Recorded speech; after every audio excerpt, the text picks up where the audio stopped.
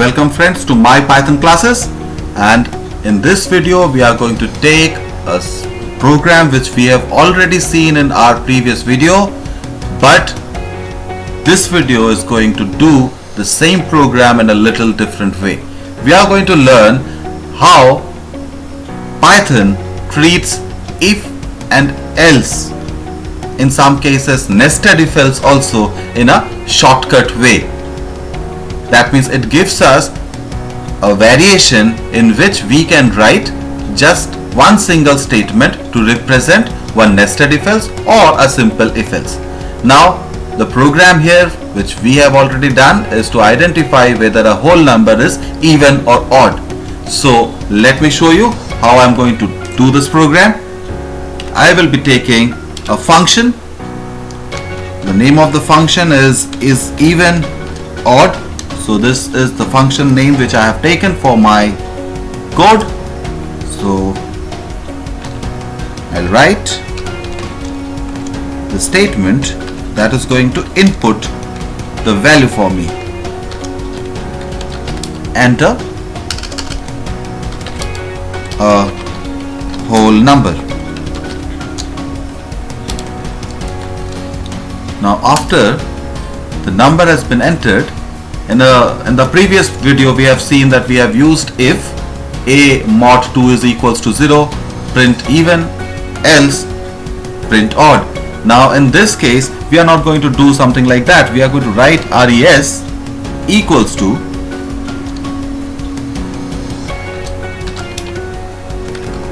the number is even. So with this, what sense comes up? That the constant literal that is within the double quotes is going to be stored in result, but that is not going to happen, my friends. It is going to treat it in a little different way. Now I'll be showing you. It is very interesting. So what I've written so far, result is equals to the number is even if a mod 2 is equals to 0, and then I will write else the number is odd. Now let us see whether this program functions or not. So I am going to print the result. Now it executes like it allowed the code.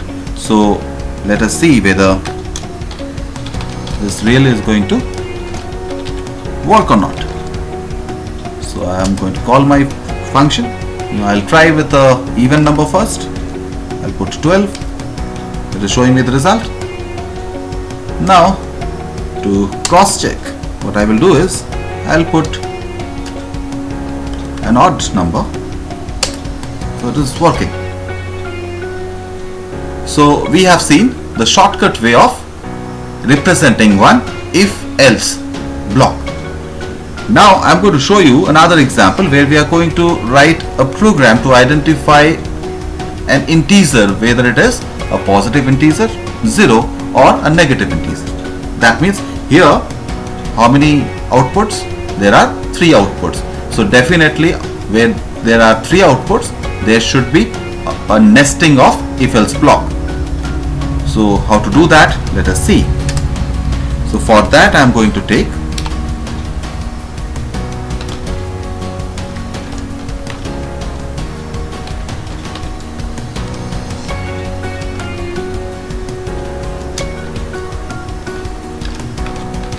I just have made a name like is pos z neg.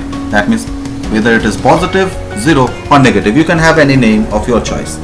That is not very much important at this moment. So I'm going to write the code section. So I'll take the input just in the same way. I'm going to copy it, and here I'm going to paste it, but I will certainly make some changes. So I'll write. I don't want a big statement to come, although I can give it as I have shown you in the previous one. So result is positive if the value of a is greater than 0. Else it is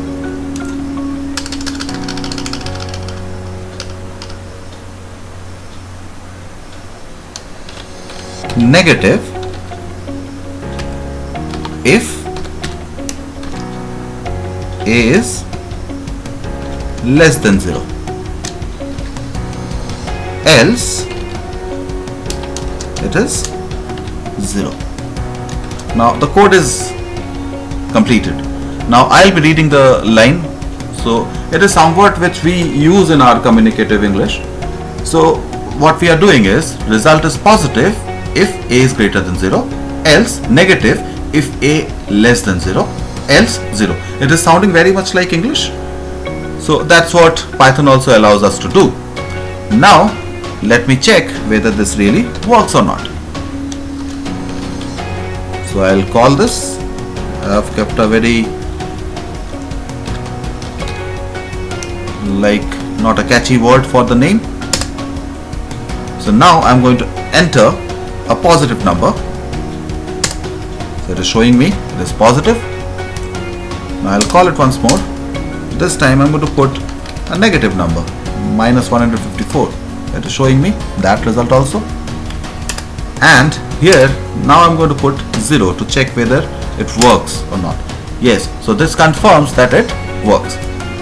So friends, this is how we have seen a simple statement which can substitute one simple if-else block or a nested if-else block.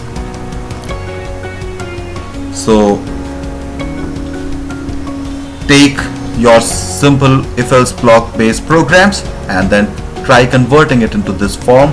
Explore new things. You will definitely learn new things, and it is going to bring your depth in the subject. So keep coding, keep practicing, and if you find any difficulty, please put it in the comments. I will definitely take those for my future videos. So till then, happy coding. Thank you.